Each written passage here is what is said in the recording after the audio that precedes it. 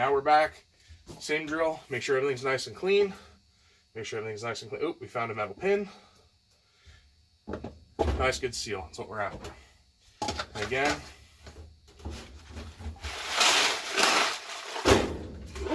Couple seconds.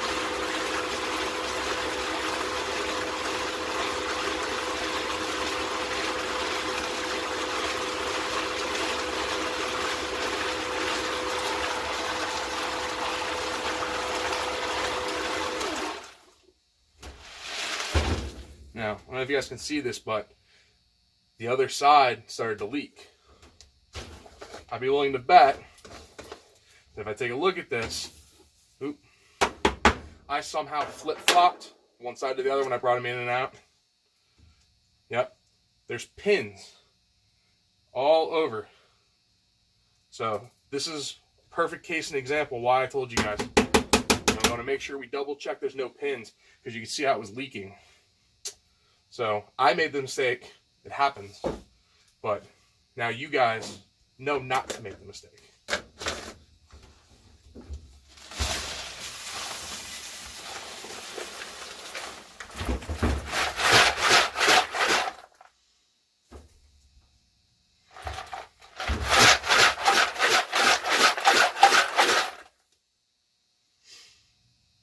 And what we'll do after I pull this back over is we'll take a look and see if we need to go ahead and, we'll go ahead and see if we need to do one more rinse cycle. I unfortunately think we're going to. Keep your fingers crossed.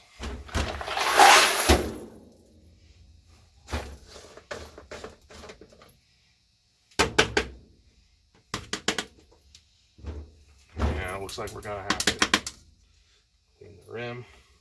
Let me get what some of these look like. So if you kind of look at this, see all that soap that's on there? Now, we can absolutely just leave that. Try to dry it off with a towel. I think it's worth the extra rinse cycle for presentation purposes. Again, if I'm sitting here loading for myself, probably not an issue.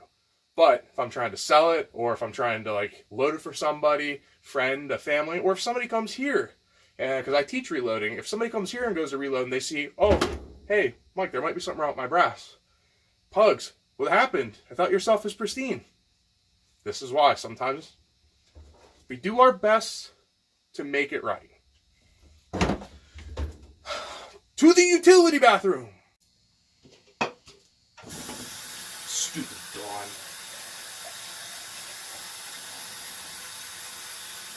Well, you gotta get all that grease off, huh? Well, you gotta get all that grease off.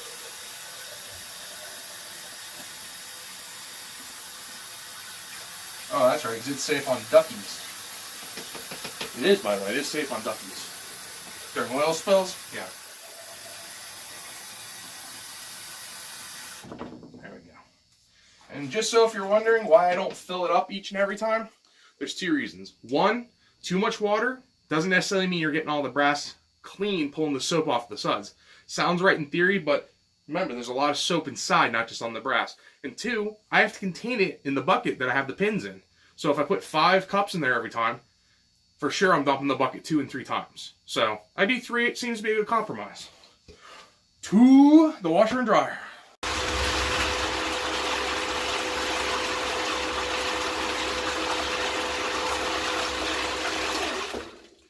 All right. Last time. Just do it right. Do it right, we don't have this problem. The good news is by doing it all these times, we're getting more and more pins out every time.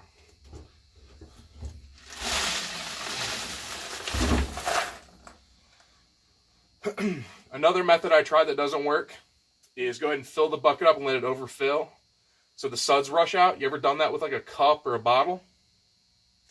Makes a big mess and it doesn't actually work. You know why? Because all the suds inside the cases, they don't move. You fill the case up with fluid, the suds go right to the back where the primer hole is.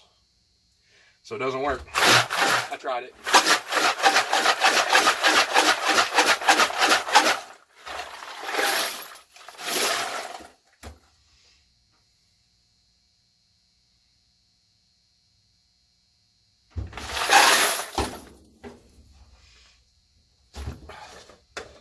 Remember, check for pins.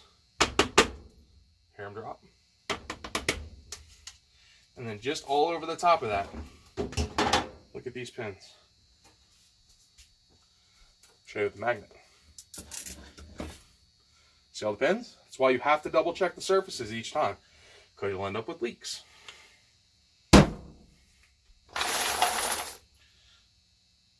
We got a usable product.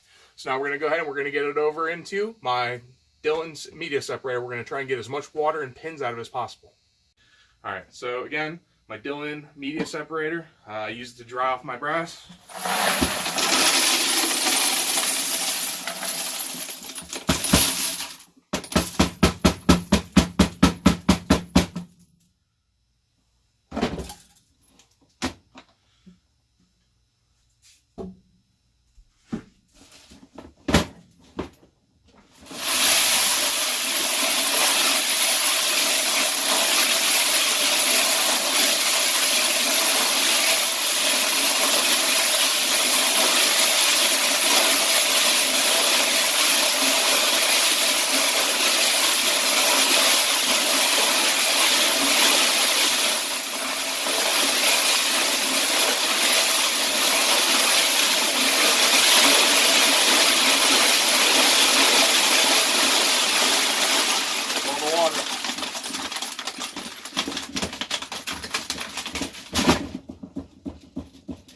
Water everywhere.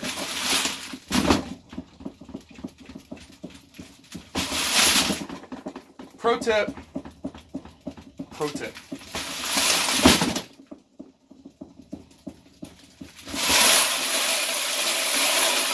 Remember, as much water and stuff we can get off here, the better. And you guys can kind of see there's still a little bit of soap.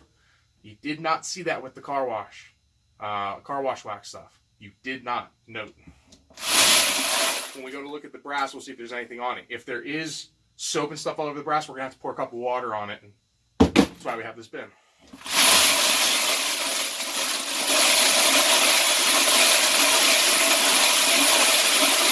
By the way, this particular setup is good for about 800 pieces of 5.56, 2,000 pieces of maybe 3,000 pieces of 9mm, and I'd say probably 500 pieces of 308. If you're doing them single caliber, I didn't take the time to separate these, but just to give you some numbers.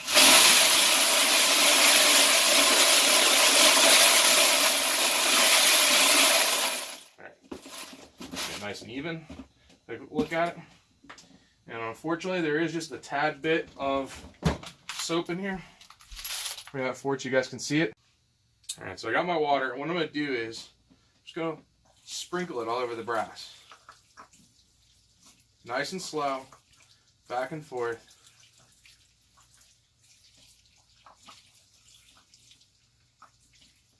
Now I only use about half a cup. So what I'm going to do now is I'm going to rotate it, take it out of the locking lug.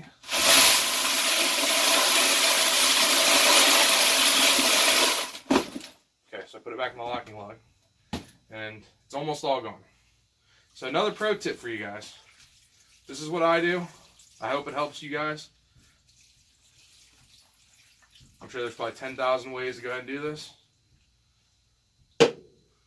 This is Pugz and the Dungeons way of doing it.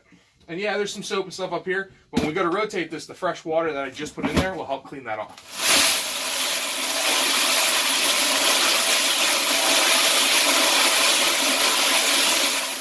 And now we do it all over again.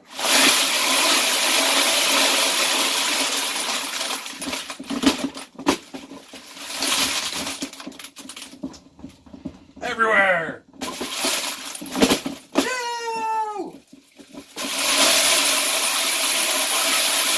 By the way, if you have animals, we happen to have, 2 Thundercats here in this basement. They're scared to death somewhere. Don't know where, but this is loud. I'm not sure how the auto levels are on the camera, but forewarning.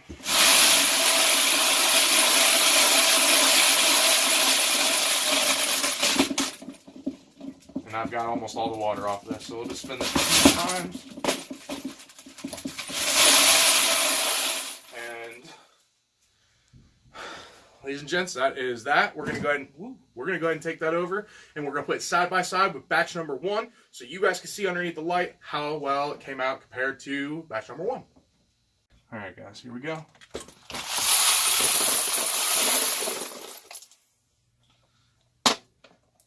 Give me a second, I'll put this back. All right.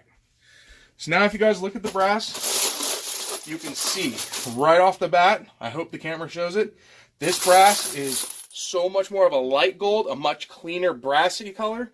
Looks brand new. You can see the Dawn, it just doesn't quite get it as clean. This is clean. This is beyond clean. This is more than you'll ever need, but it was a lot more work as I outlined. You had to get all the soap off. I don't see any more soap in here, but, you know, lo and behold, it should do really well for us either way. Next up, we're going to go ahead and put these upstairs on... Actually, the car wash stuff is almost dry.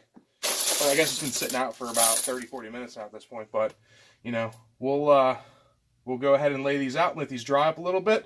And we'll get you guys a video of the finished product so you guys can see side by side how clear it is or isn't.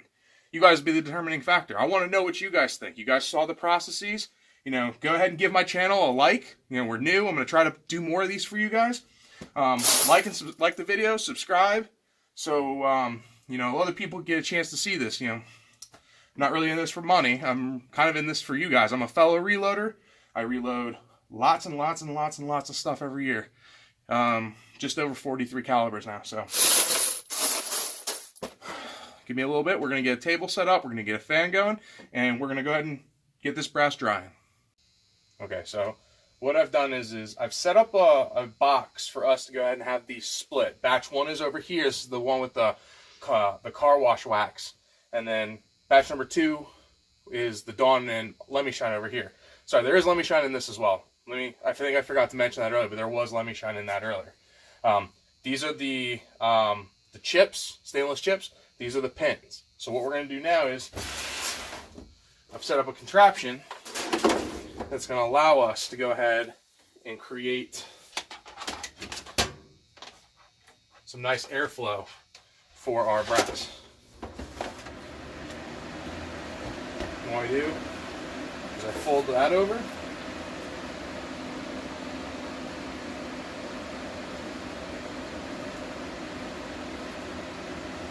I fold a towel over just so it keeps as much of the air in as possible. And I'd say probably like every 10 minutes or so, we'll come down here, we'll swoosh all the brass around. Usually when it's one compartment, I'll shake it up. I'll put like a towel or two on top, shake it up to open it back up and do the same process again. So we're gonna let this dry. We're gonna give it, you know, probably about an hour. I think we'll come back and we'll go from there. But simple little rig. It's like a 3-foot by 3-foot area, so it's not taking up a lot of space. I'm doing it again on my washer. You know, make sure you prove it with the wife, guys. Don't get in trouble. Be back in an hour. Alright guys, so this has been going on for probably about an hour and 4 minutes. Every like 10 minutes we were swooshing the brass around, picking it up and shaking it with a towel on top. So we're gonna see where our final resting is here, like see what our end result is.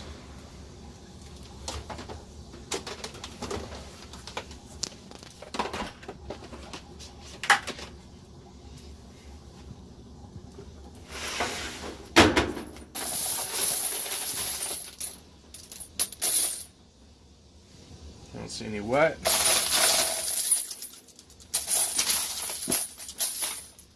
Nope, I don't see any wet. So it looks like for the most part our brass is dry. I mean, I'm sure there's going to be a case somewhere in here that's not.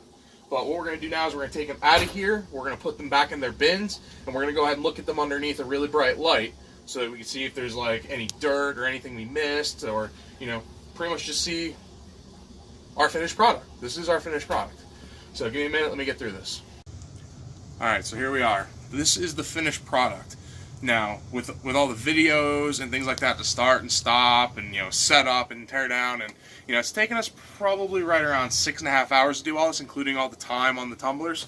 But in all actuality, I mean, this process really only takes like, you know, 15 minutes of human intervention, as well as, you know, whatever time it takes to tumble and things like that. So don't let that deter anybody. Wet tumbling, that's my opinion. I love it more than anything else. So what we have here is, this is batch 1. Batch 1 is the steel chips, the car wash with wax, with Lemmy Shine. And get a nice close-up picture of that. This is the Pugz dungeon reloading expectation when brass leaves here. I like to call it the gold standard.